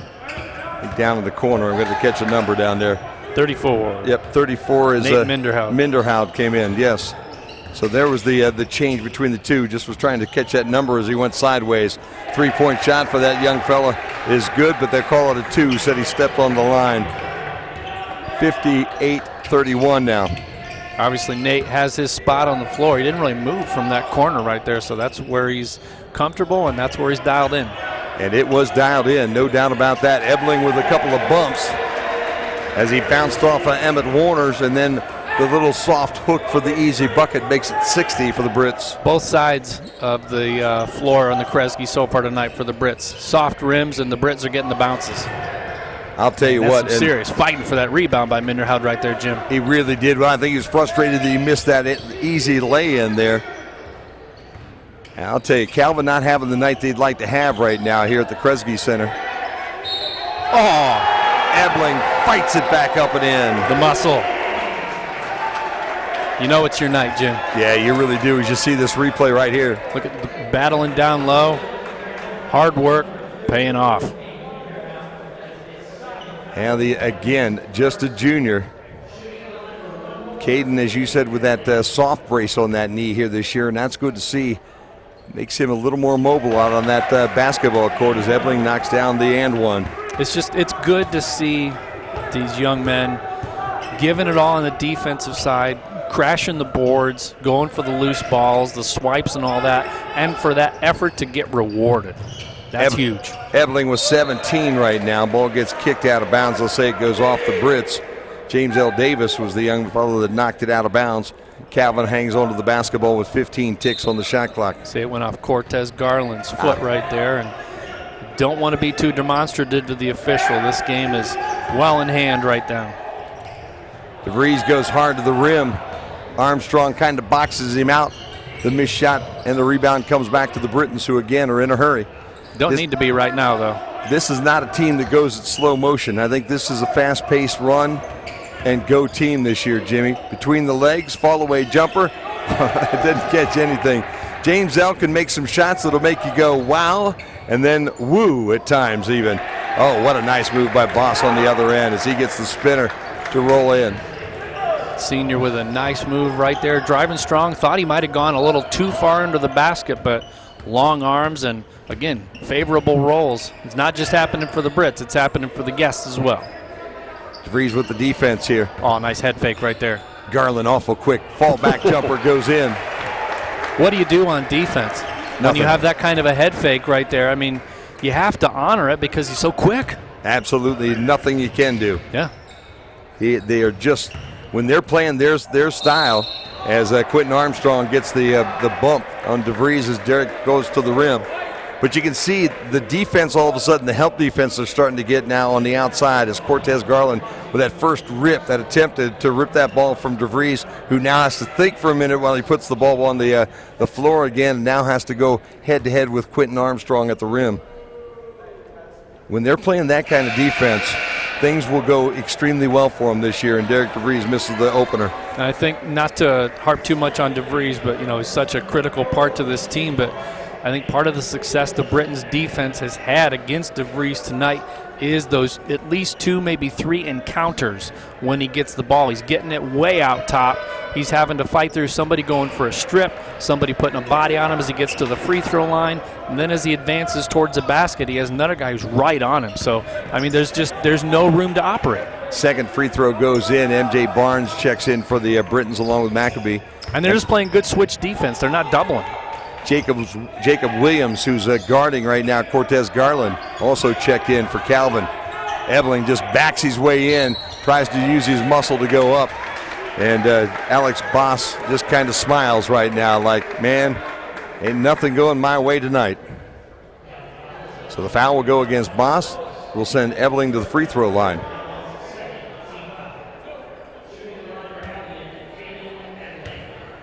.38 to play in the contest. And it's all Brits, 66-34. Ebling now with 20 on the evening. Nobody in any real foul trouble. Quentin Armstrong has 3 personal fouls for the Britons. Everybody else with 2 or fewer for both teams. Second shot a little bit short. And Alex Boss is there to pull down the rebound. Quickly up the floor goes Emmett Warners. But the Back defense up is already set, Jim. High floater that's wide left of everything for Nate Minderhout. And the ball will go back over to the Britons, and now you're getting a little air ball coming out of the student section. I think that probably is the swim team down there that's sitting on the end and helping. Ladies play next Wednesday night. We'll be here for that one. 7:30 ball game will go on the air right after 7 o'clock right here on the Britain Sports Network. Ebeling fights hard. That's Gets around the first guy, and Emmett Winters says, man, I got nothing but ball. Referee says you got a little Caden Ebeling as well. Caden will go to the free throw line with 14:08 to play here in this basketball game. Individual scoring. Boss leads the Knights with 17. And for the Brits, Caden Ebeling with a game-high 21. Missed that free throw, could have pushed him to 22. James L has 18. Armstrong with 8 and Garland with 7. Ebeling has gone to the free throw line now 11 times tonight. And he's 8 for 11 from the charity line as he bumps it up to 22. And that's all effort down inside, Jim. You know, he's going down fighting with the trees underneath that bucket. He's working for those, and he's taking some pretty hard fouls this evening. But that is Caden's game, man. Get down on that low block. And let's see who's a little tougher down here on that backboard. Brits come up with a loose ball to Garland on the left wing. To Barnes. Gets his guy in the air. We got a whistle underneath and a foul underneath, and that will go again against Alex Boss as he and Caden Ebeling are wrestling on that baseline. Yep, got tangled up right there. Ebeling tossed to the floor, and that's the 4th team foul against Calvin. 13:40 to play still, only a couple before they go into the bonus. Wholesale substitutions right now. Quentin Armstrong, Juwan Perry on the ball game now with Justin Maccabee for the Britons. MJ Barnes in there. Jordan Katchke, who's I think he's got some family out there watching at this point in time. One of the young guys that came in for Calvin. Yep, Ketchy has his cousins, I believe they said, watching from Grand Rapids. Good news is Tony DeWitt on that floor again. It seems to be moving pretty well on an ankle that looked a little bit testy about 5 minutes ago. Maccabee going strong. Reverse spin, no good with the left hand. Armstrong pulled down the rebound. Right there, Jim. Juwan Perry with the extra step before he headed towards the rim. Boy, that's the game in a nutshell right there. They didn't get the 2 to go down, but just the battle for every loose ball, offensive rebounds, keeping the possession alive. That's the kind of stuff that just frustrates the opponent and makes it such a long night. DeVries had a double team to look at, so they'll swing it around the left side. Szymanski on the left side, backing his way in. Britt's doing a good job guarding that three-point line tonight, and this shot a little bit too hard for DeWitt, and the rebound again comes off to James L. Davis. And even their clean looks, Jim, at this point, they've been worn down by the speed and the tenacity of the Britons' defense. Even the clean looks aren't clean. DeWitt takes that one away, gets it to Derek DeVries, waiting for some help. Backing up Juwan Perry. Kicks it, tries to go across court. Quentin Armstrong steps in, but he'll also get the foul, I believe. Or are they going to go the other way? They're going against Calvin. Yeah, Tony DeWitt will get the reach in, as Quentin actually had made that move through that hole and had basically gained possession of the ball. Want to say hi to Scott Youngsma. Hope I said your last name right, sir. Pulling for the Knights from Jenison, Michigan. Appreciate you tuning in. You're watching some inspired defense, though, of the Britons tonight. Quentin Armstrong had that one put right back in his face by Jordan Katchke. So the Katchke family probably happy with that one. Needed to send him a highlight reel on that. DeVries with a jump shot, no good. Armstrong with the cleanup. Just tough shooting night for DeVries. Barnes looking for a spot to set up and shoot, and he does. Rebound comes off and goes out of bounds off Brits. It'll be Calvin basketball. But again, you can just see, even on the long shots, there's somebody crashing those boards, looking, and more times than not, Jim, and kids at home are watching this game, more times than not, when you're crashing the boards, something good is going to happen. Whether you're going to get a rebound, you're going to get a foul. just continuing the possession as you get a foul going the other way against the Brits, and I believe that's Maccabee on the grab right there. Was going down and grabbed DeVries on the layup. Derek DeVries, I was just about to say, was 2 of 7 before that shot from the floor tonight. That makes him 2 of 8 with a chance to go to the free throw line. He's 1 of 2 from the charity stripe tonight, 6 total points, and I'll tell you what, that's a probably shocker. make him shake his head all the way back up to Grand Rapids tonight if he can't start to turn something on as the night goes on. He misses the free throw. Very un-Derek DeVries-like here this evening in the Kresge. Well, again, 25 points a game, and he's going to have a monster season. Barnes with the jumper that's off mark. Katchke with the rebound. To Boss, who pulls it up. Szymanski back out to Boss with the show and go. DeWitt gets into the trees and runs out of real estate. Testing that ankle. 17 to shoot. Rebound goes back up and in by Katchke. And I'll tell you what, Alex Boss was looking for a foul on that end, but it was kind of ticky-tack compared to what's been happening here tonight. Officials letting those go by because there's been some much tougher contact than that all night long. MJ Barnes with DeVries on him. Might see that tighten up, though, as the game progresses here in the second half.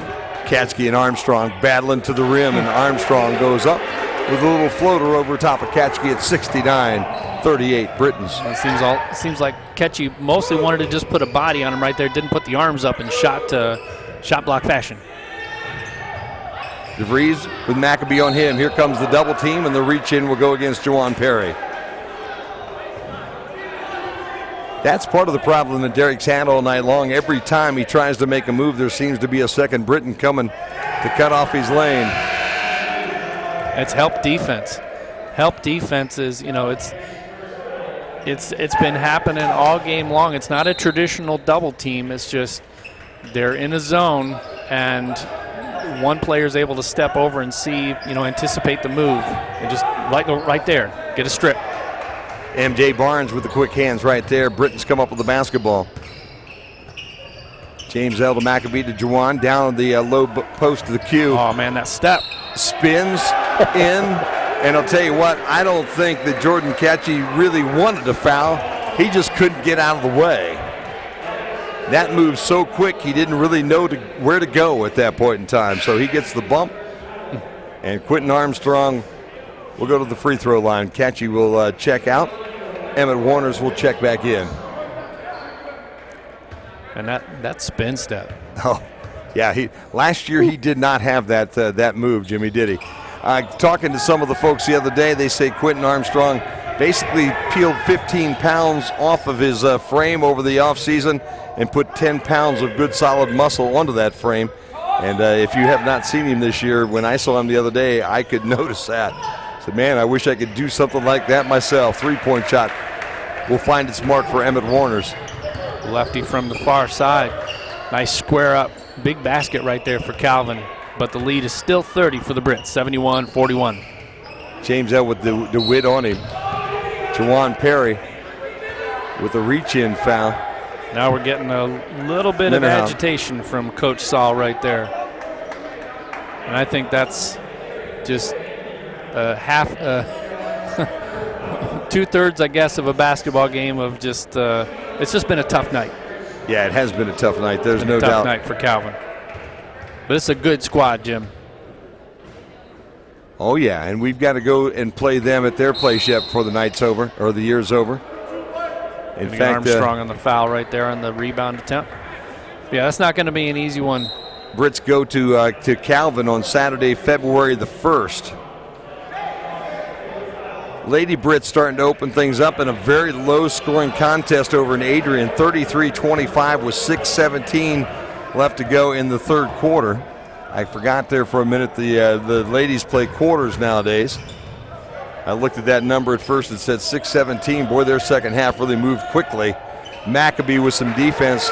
DeVries goes up over top of it and knocks one down. Was able to get just a little bit of separation on that up right there, and a kiss off the glass for two, 71-43 with 9:15 to play in the contest. Hinton now with 9, Jimmy, for the Lady Brits over in Adrian tonight. So she's put four on the second half after a 5-point first half. So we've got 4 in the third quarter here, and they're not halfway through. Ebling had it swatted away. Maccabee goes back up and can't get it to go down. And the foul will be called against the Knights underneath. Might have been Warner's on that one. It's foul number 3 against Emmett Warner's. That'll be the 8th team foul against Calvin. So bonus the rest of the contest for the Brits.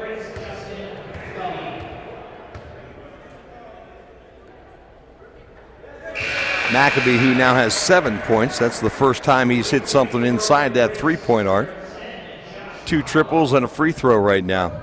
Maccabee, a 45% free throw shooter on the season, but you can relax with the lead being what it is. And he does concentrate on the stroke, knock them both down. Devin Holmes will check in for Maccabee, who checks out now with 8 points on the night. And on the ride up, Jimmy, you and I talked about the Brits may be going 7-8 deep. They played a lot deeper than that tonight. They have, there's no doubt. And that's a good thing for this team. Get those young men some minutes. Going to have it when you get down to crunch time. You're going to need every now and then where that guy's going to have to come off that bench as Emmett Warner's finds a way down that left baseline for a lay-in. Even if you don't need those guys coming in to score. Got to have them in there for a couple of minutes.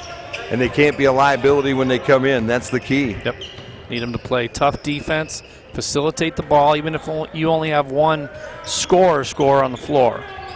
Ebling kicks it cross court to Perry, who misses the three-point shot, but Ebling comes down with the rebound, parts the Red Sea, and lays it back up and in. 75-45 now. Brits back up one by 30. Everybody committing to Caden's left right there. Ebling pokes his head up, steps to his right, and there's nobody there to guard.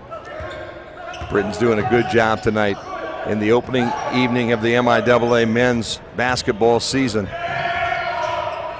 And I'll tell you, Calvin will have we'll talk about their schedule coming up here a little bit as we go down the road with both these teams. Boss finally gets a call that he's looking for as he ends up on the floor here at the Kresge Center. You're Caden on that one.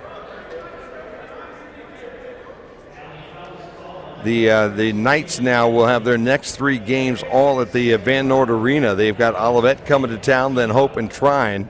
So 3 big games for them. For the Britons, they go to Hope on Saturday, and then they'll be home. They'll be on the road then the following week from tonight at Alma, and then they'll be home that following Saturday against Kalamazoo on the 18th day of January. So Calvin going to be happy to go back home for 3 games, maybe get some things squared away as Boss hits both free throws. Boss now with 19 points, 8 of 8 from the free throw line. DeVries the only other player in doubles with 10 points for Calvin. For the Brits, 24 points for Caden Ebling. James L with 18 and Quentin Armstrong with 12. Ebling and Boss just bodying up on the inside. Ebling had hit the floor a minute ago. Boss pulls down the missed shot. DeVries brings it in the front court. Got that pivot foot set, almost took a little walk. Freeze again on the baseline. Here comes the triple team. Back outside to Warner's. Dribbles underneath and then loses the basketball. All that work to get a turnover. Cortez. That's what the Britons defense has done tonight, Jim. Garland with a crossover and then the opposite hand stick off the glass. 77-47. Boy, when you think he's going with that left hand and the next thing you know, that right arm goes right over your shoulder and sticks that ball into the box on that backboard for the easy 2. That was pretty impressive. And Cortez Garland, sophomore, very explosive. Not a lot to him there, Jimmy. As we used to say, he probably needs a sandwich, but at the same time, man, I'll tell you what he doesn't have in girth right now. He is lightning quick out there. Yeah, and it's a tough ask at this point in the contest for the Knights as that one goes off his foot and he lost the shoe for his troubles. Something you don't see every day.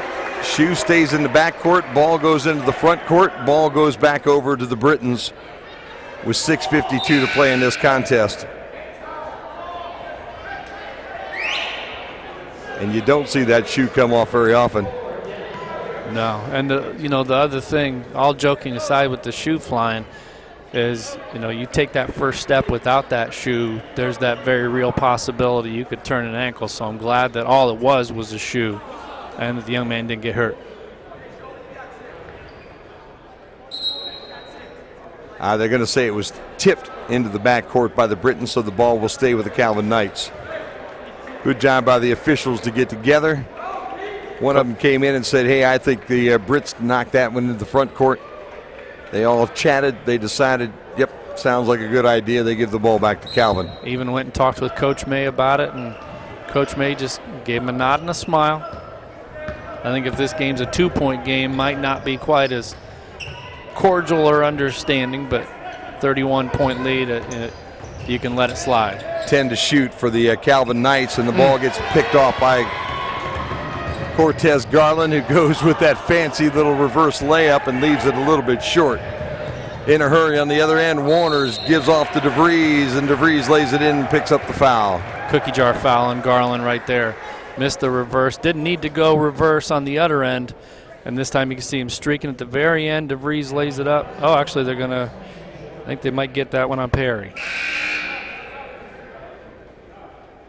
Yep, that's what they did. Up on 22, Juwan Perry picks that up, the junior out of Gurney, Illinois. Paulo will check out. Barnes will check in for the Britons. And one opportunity for DeVries. 29-point deficit right now. Shot left a little bit short, and Caden Ebling pulls down the rebound. That is number 7 now tonight for Caden, who also has 24 points to go along with those rebounds. Perry runs out of real estate, so he gives it out to Garland. Lob pass into Ebling on the low block. Ebling trying to get a little separation, lost his footing. That was a smart move on defense right there, Jim, by Boss. Boss just stepped away and let him go to his seat. Ebling on the other end of the floor hadn't come back down.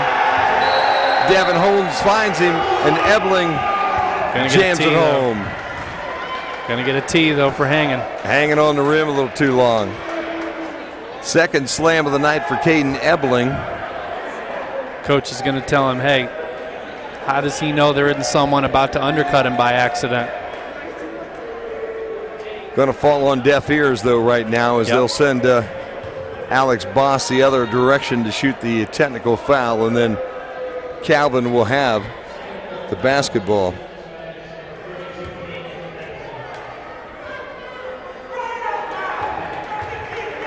So if this tells you something, folks at home, this is what, 11 years we've been doing Division III college basketball? Yeah. I think 2 dunks in a game is the most you and I have ever seen. It seems like almost any time a player goes up for a dunk, it's a once-a-game thing, and it's usually at the very end of the game as an exclamation point. Now we've seen one player convert 2 and miss a third one tonight. So.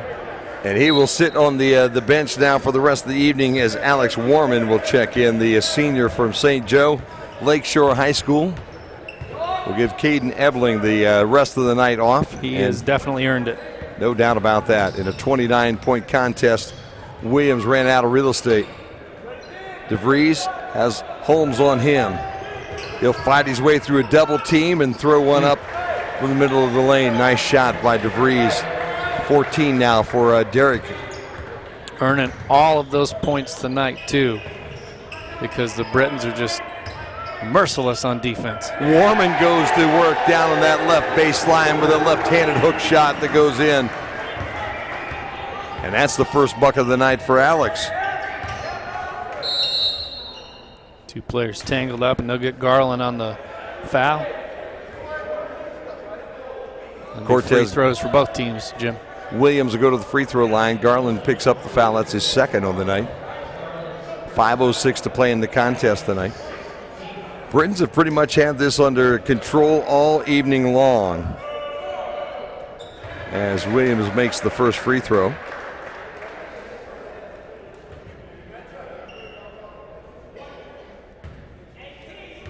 Can remind folks, shoot us an email at webcast@albion.edu and let us know where you're watching.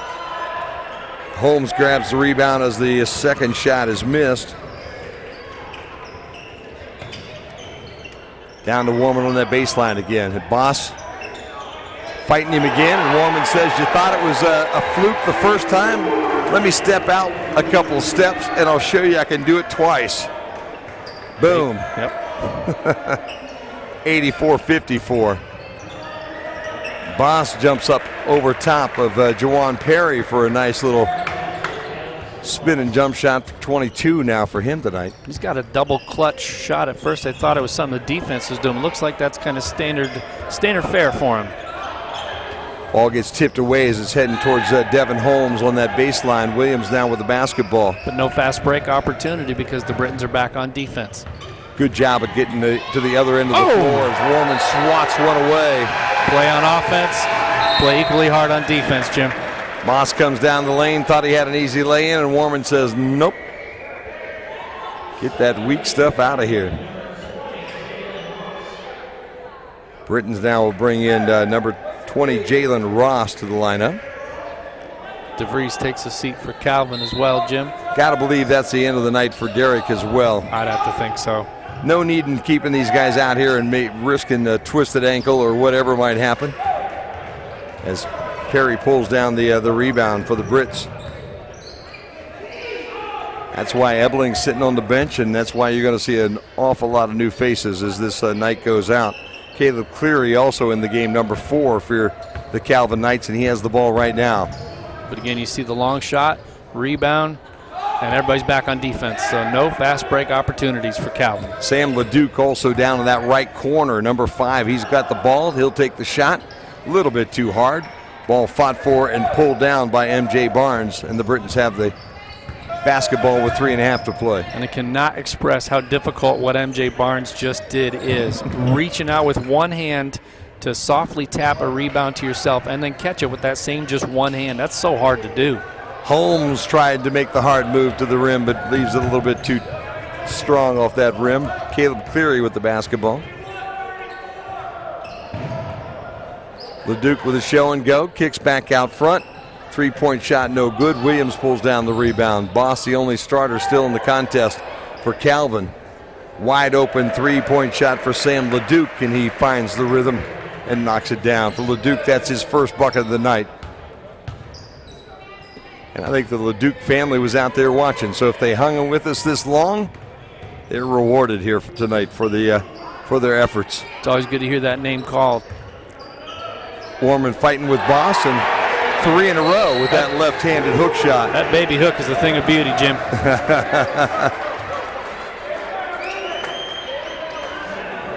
Britons will bring a bunch of people off the bench right now. Kai Winston, 24, coming into the fracas. Frank Felix, number 50, also off that bench for the Brits. Got Jalen Ross out there, Jim. You still have Alex Warman and Ken Thomas. So the Britons with 5 new faces. Calvin has a lot of new faces as Williams misses the shot. And Felix pulls down the rebound. He's a Chicago boy. And Jalen Ross with a nice little move behind his back. Back out to Felix, who says, watch this, I'll put it between my legs here. Oops, got it taken away then too by Mitterhoud. Throws out to LeDuc. LeDuc tried to find some help. Ball goes back to the Britons, 3-on-1. Lay-in is good and a nice assist. And just like that, Ken Thomas with his first bucket. And I wondered at first why LeDuc gave up that ball. You see he's not putting much weight on that 1 foot down there. He's kind of hobbling up that floor. Good steal. Williams got it back, but couldn't make anything of it. And now the Britons will slow things down. They've got 27 ticks here to work on that shot clock and 1.5 minutes to play in the game. Yeah, I think at this point, the offense is the offense, but you can afford to hold it on one possession, right? Kai Winston lost the handle. LeDuc with the basketball. He'll bring it to the front court. Tries to work to the rim, then kicks it back out, and the ball is stolen again by the Brits and then stolen back by Williams. Yeah, LeDuc has definitely injured that ankle, Jim. Alex Warman with the rebound, and now with 26 seconds on that shot clock, the Brits will try maybe to cut this time in half. Although, you know, Ken Thomas says they don't get out here very often. Left-hand hook not good. Warman with the rebound. Brings it strong to the glass. Couldn't get it, but gets the rebound and the putback. Everything's kind of going our way tonight for the Britons. Every bounce. 3 offensive rebounds, I think, on that one possession. Mitterhoud makes the 3-point shot. That's 8 for him on the night. And now we're down to a situation where the Britons can legitimately take this down to the final ticks of this basketball game. if they want to. Ross lost the handle. And then Kai Winston steps in front of the errant pass. Jump shot for 2. There's only one tempo for this squad. It's score, move the ball, score. And put the foot on the big long pedal and drive it towards the floor is what it is. Well, sports fans, we watch a game and we say, don't play not to lose, play to win. The Britons played to win tonight, Jim. 93-62 as the team shake hands in front of us right now. We'll get a chance to talk to the coach, Jody Meeks, here in a bit. But what a night of basketball for the Britons as they come up big in the opener against Calvin, and that's got to make them feel pretty good. Now it gets a little tougher, though, Jim, as they're going to have to take this game and go to Hope for a Saturday afternoon ball game, and then they'll be at Alma on Wednesday next week before they come back here to play Kalamazoo. And we'll be here on the 18th. In fact, we'll be here on the following Wednesday to get their ball game, which will be like the 21st. Let's do a couple of reads, and then we'll get into some statistics as we wait for Coach May. Let folks at home know that the Albion College Jazz Collective is looking for student, faculty, and staff musicians that play any instrument or sing to join for the spring 2020 season. Rehearsals begin the 14th and continue on Tuesdays and Thursdays from 4:15 to 6 p.m. in Goodrich Chapel, room 127. Contact the music department at 517-629-0481 for more info. And Jim, speaking of the basketball team, the Albion College women's basketball team returns to Kresge Gymnasium Saturday afternoon for an MIAA matchup against Olivet College. That is a 3 p.m. tip. See if we can get an update there from Adrian tonight, where the ladies are playing basketball against the Bulldogs tonight. And 50-36 right now in the middle of the fourth quarter here at this point in time. I like that score. Lady Brits on top. And looking at team statistics here as we continue to monitor that Lady Brits game. And Adrian, Calvin shoots 22 of 62 from the floor, 35.5%. 6 of 19 from 3. They made most of their free throws tonight, 12 of 16. 15 turnovers in the game. They did a good job taking care of the ball in the second half. They had 10 or 11 turnovers at halftime, I think. The Britons committed 10 turnovers. I believe all of those came in the second half. 34 total rebounds for Calvin compared to 45 for Albion. And most of those came on the defensive side. 23 of the 34 for Calvin were defensive rebounds. For the Brits, 37 of 68 from the floor, 54%. 6 of 16 from three-point distance for 37%, 38. And also 13 of 21 from the charity stripe. So both teams left some points off the board from the free throw line. 10 turnovers for Brits, as I mentioned. 23 points off turnovers to 0. Wow. So if you want to look at where your point differential comes from, we said it in the first half, and we'll say it again here in the second half. 23-0 in terms of points off turnovers and points in the paint. The Brits were plus 18, 44-26. 12 total fast break points between the two teams, and that's all team speed on defense. The Calvin Knights really never had an opportunity to get fast breaks going because the Brits were always sending at least 2, maybe 3 players back on defense. Let's look at some individual statistics. We'll scroll down a little bit. For the visitors from Calvin, Alex Boss led the team with 23 points, 10 of 10 from the charity stripe. Almost had a double-double with 7 rebounds.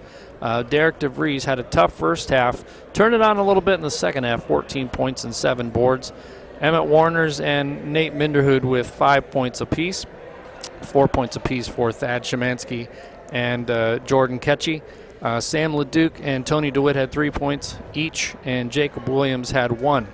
For the Britons, the game's leading scorer was Caden Ebeling with 26 points on 9 of 13 shooting. Had 7 rebounds and 1 assist as well. James L. Davis, 18 points, 5 boards, 5 assists.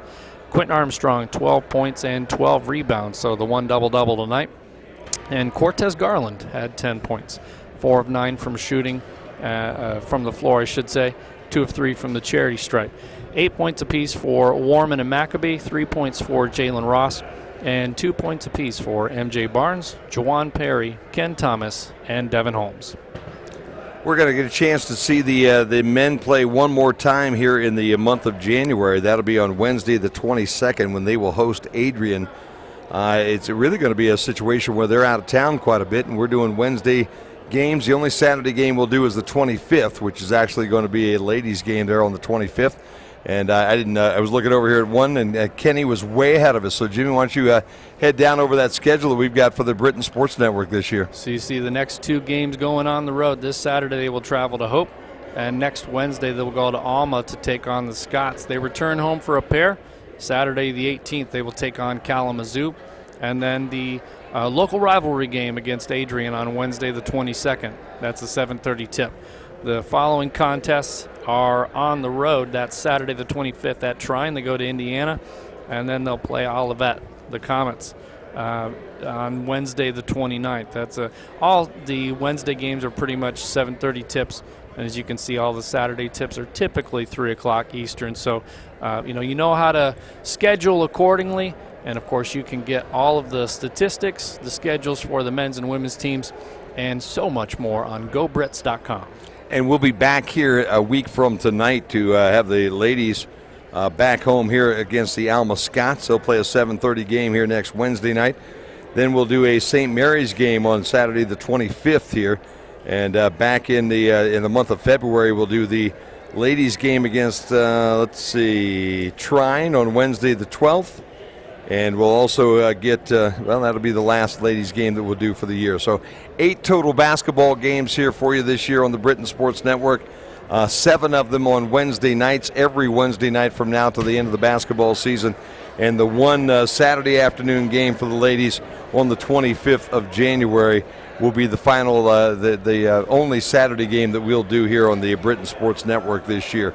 Let's see if we can go back up and catch a little more action on that Britain's ladies game and where they are. It is 55-39 now with just under 6 minutes to play in that fourth quarter. And, Jimmy, here's one that will make you look very much like a prophet. 5 points in the first half for Rain Hinton. You said she's going to have to come up with a big second half, and you expected she would. And the number is 21 right now for Rain Hinton. 21. Yep. Looking at the score the way it was, being a relatively low-scoring game, you figured if Rain Hinton started getting hot, you figure if she got about 15 or 16 total in the game that they'd be in good shape. She put 16 on the board so far in the second half, so certainly has made it a bit more of a comfortable lead, as I think I saw Coach May headed this way. I'm not sure if he was headed back towards the – nope, he's coming up the stairs. So we'll be joined momentarily by Coach May. But, yeah, it's – again, you look at tonight, James Ellen Caden, 2 scores and their importance to the team and what happens when they're on. Rain Hinton's the same way. That it was a tight game in the first half. She catches fire a little bit in the second half, and all of a sudden the lead extends as a result. Everything went extremely well as we've got the head coach coming up to catch us. We'll let him catch his breath just a little bit. And there you go, Coach. Grab a scorecard real quick. Grab a microphone as well. I'd have to say that all in all, you got to be pretty happy with the way the MIAA season opened tonight here at home. Yes, very happy.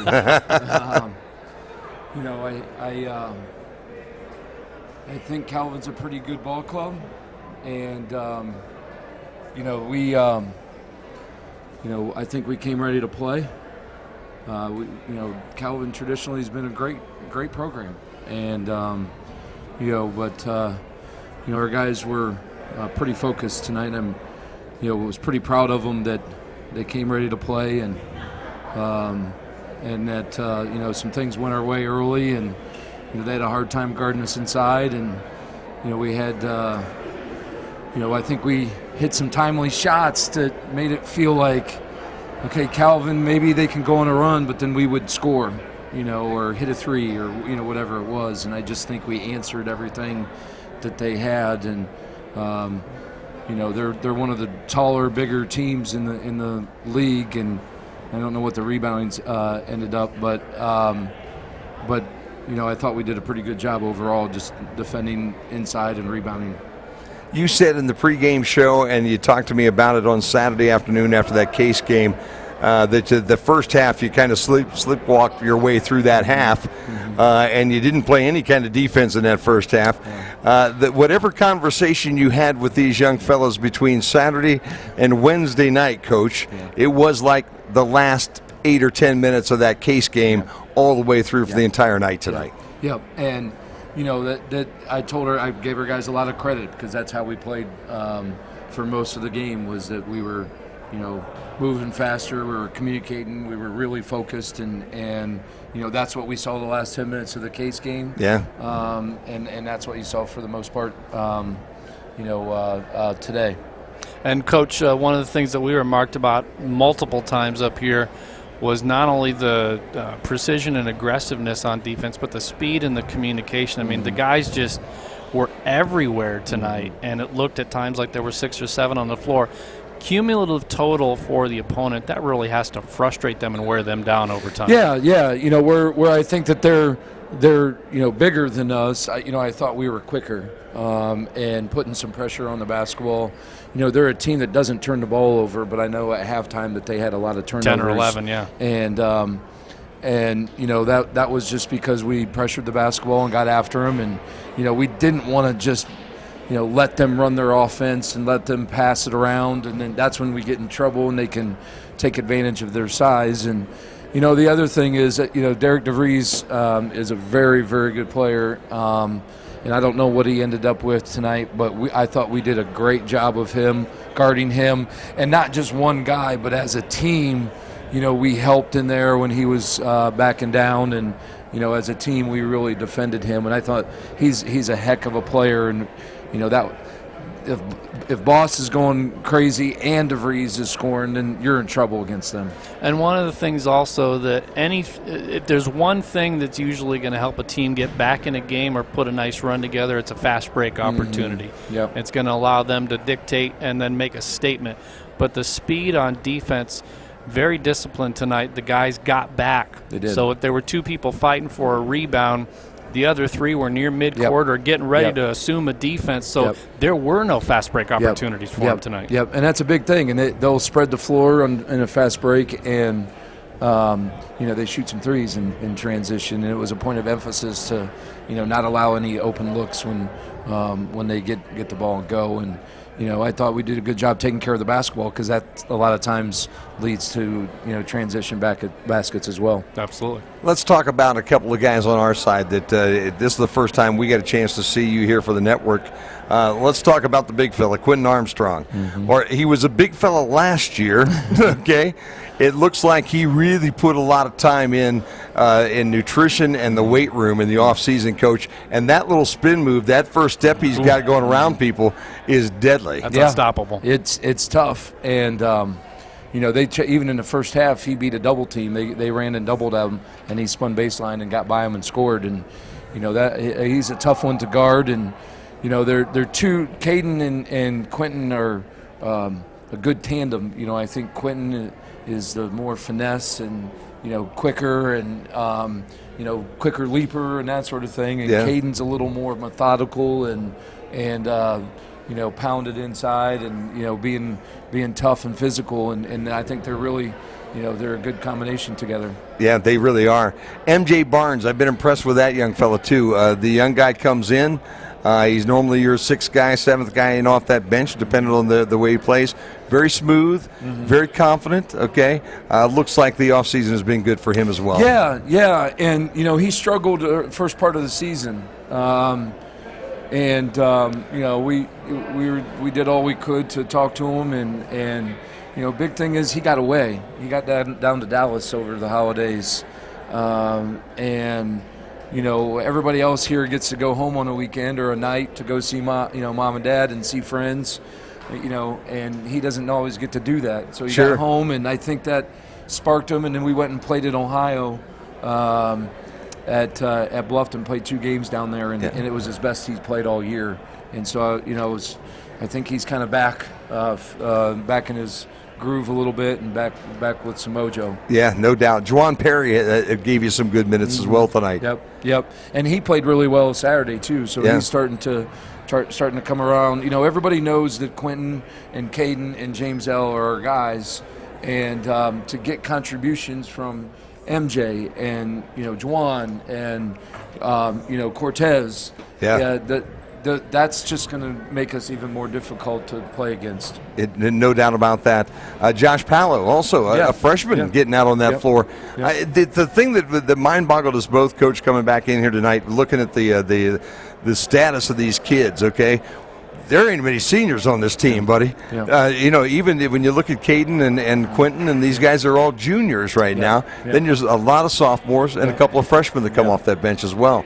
Young basketball team, but they've come together pretty well. Looks like. And those guys that are juniors have played a couple years. Yes, they have. And those guys that are sophomores, a lot of them have played last year. And so it is a younger team, but they do have some experience under their belt. And you win in this league with experience. And my challenge to them is, sometimes they can get complacent. Yes. And a young team doesn't always know how to, we're trying to find our leaders and who are those guys, and but not be satisfied. Yes. And I don't care who we're playing, but how are we playing? Are we getting better every day? Are we, challenging each other, and to get us to be playing our best basketball?